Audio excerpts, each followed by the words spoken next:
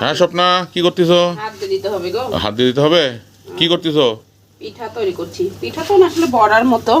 পিঠা কি কি দিছো একটু বলো। দিছি অনেক কিছু।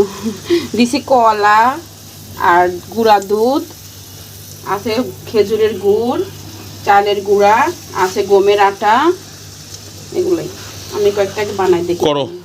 আর বন্ধুরা, যেহেতু ঠান্ডা পড়ে যাচ্ছে, দিন অনেক ছোট, রাত বড়, আর সন্ধ্যা বললেও ভুল, রাত্রিবেলা পিঠা খেতে ভালোই লাগবে।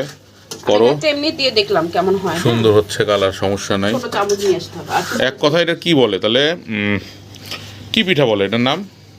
এটা আসলে আমি জানি না, আমি নিজে আচ্ছা আচ্ছা আচ্ছা আচ্ছা, কেমন হয় খায় দেখি খায় তারপরে। শেয়ার করব। আচ্ছা করো তাড়াতাড়ি। হ্যাঁ, আমারও ক্ষুধা লাগছে, একটু খাই শীতভাবে। শীতের আগমনী বার্তা।